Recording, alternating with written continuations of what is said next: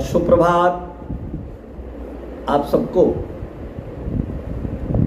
मैं आज वीडियो के माध्यम से फिर आप सबसे बातचीत करने के लिए उपस्थित हुआ हूँ। कॉलेज में होने के चलते मुझे टाइम कम मिल पा रहा है क्योंकि क्लासें चल रही हैं और आप जानते हैं कि जब आप कहीं भी काम करते हैं पहली प्राथमिकता आपकी वो काम होती है जो आपकी जिम्मेदारी होती है।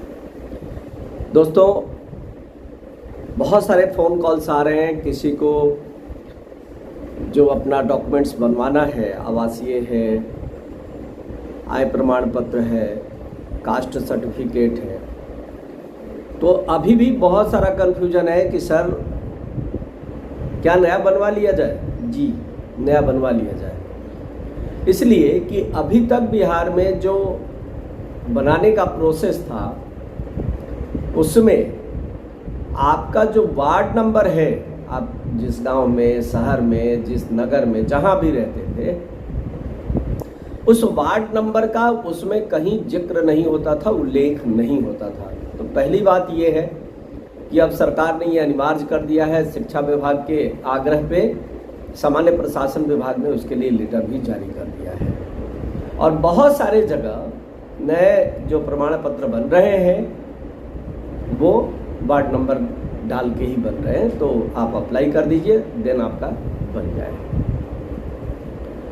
दूसरी बात, बहुत सारे प्राइमरी के साथी भी कॉल करते रहते हैं जो प्राइमरी में है, कहते हैं सर क्या होगा। देखिए, सीटें आ रही हैं और जो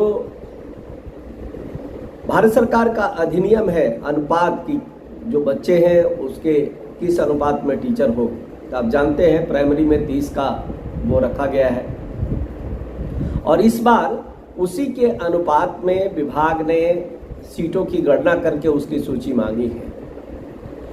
अभी भी 15-16 जिलों को देख लें तो उनको छोड़ दें तो बाकी जगह से अभी भी उस अनुपात में टीचरों की जो गणना है वो नहीं आई है। तो आ जाएगी जहाँ तक उम्मीद है। लेकिन एक बात मैं जरूर कहना चाहता हूँ इस वीडियो के माध्यम से कि सरकार में बैठे हुए जो उच्च अधिकारी हैं विभाग के, शायद उनका आदेश और निर्देश नीचे के लोगों तक सही रूप में पहुंच नहीं रहा है या मानने के लिए वो तैयार नहीं है, पूरी तरह उसका अनुपालन सुनिश्चित समय से नहीं हो रहा है।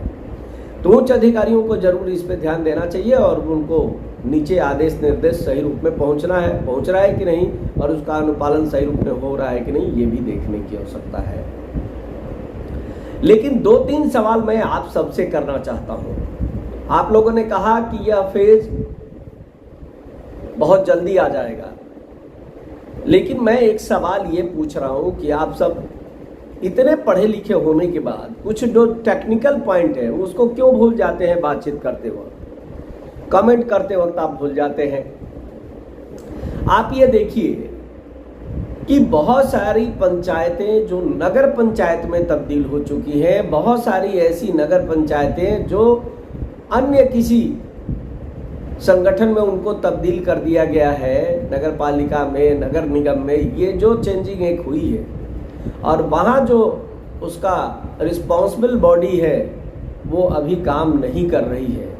तो फिर इन जगहों पे जो भर्तियां होंगी उनका अनुमोदन कौन करेगा, और नहीं करने वाला है तो फिर वहाँ किस तरह से प्रक्रिया आगे बढ़ेगी। माध्यमिक और उच्च माध्यमिक में जो 6 फेज की भर्ती चल रही है उसमें भी ये परेशानी है और उस परेशानी को देखते हुए हम कह सकते हैं कि ऐसी अवस्था में यह भर्ती कहीं आगे न बढ़ जाए।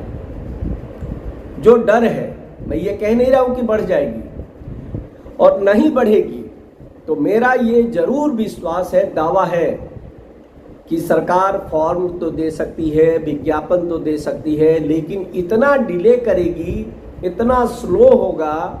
आप जानते हैं छठे चक्र में जिस तरह की प्रक्रिया अपनाई गई थी, यदि इस पूरी प्रक्रिया में सुधार नहीं हुआ तो बहुत ही बेकार स्थिति रहेगी।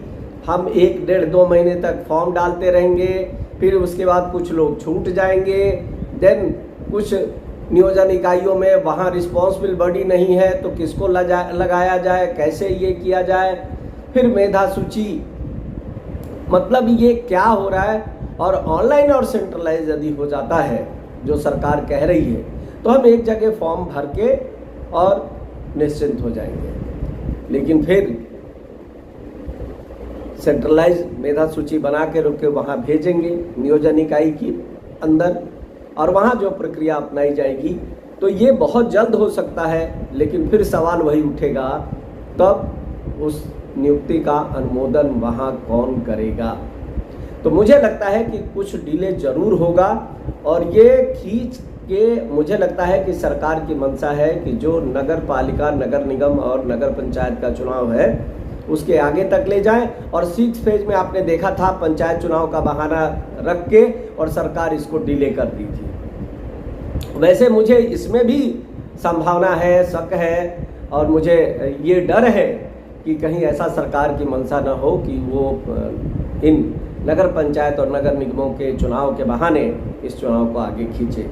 तो स्वाभाविक रूप से जो ट्विटर कैंपेन चला उसके लिए अपने प्राइमरी के साथियों को बहुत सारा धन्यवाद। और मैं चाहता हूं कि इस पे STET के लोग भी जो माध्यमिक और उच्च वो 6 फेज के अपने साथियों का सहयोग करें ताकि उनकी भर्ती जल्द से जल्द पूरा हो, और देन हम लोग भी एक सरकार के ऊपर दबाव बनाएं और देन अपनी भर्ती खुलवाएं। इसी के लिए मैं बातचीत करने के लिए आया हूं। कल एक मैं विस्तार से एक अलग वीडियो बना रहा हूं और उस पर हम सबकी बातचीत होगी। और शुक्रवार को मतलब 22 तारीख को मैं 7 बजे शाम को ऑनलाइन आ रहा हूं, क्योंकि बहुत सारे लोग ऐसे अलग अलग फ़ोन कर रहे हैं जिसमें बहुत सारी लेडीज़ भी हैं जो कहीं नहीं निकलती हैं, और उनका भी ये कहना है कि सर प्लीज़ आप जो है एक ऑनलाइन आइए और आपसे कुछ सवाल कर रहे हैं। इतने फ़ोन कॉल्स उठाना संभव नहीं होता, तो वहाँ मैं फिर आ रहा हूँ और आपके जो भी सवाल हैं उसका प्रयास करूँगा कि उसका मैं जवाब दे पाऊँ जो मुझे जानकारी रहेगी। धन्यवाद।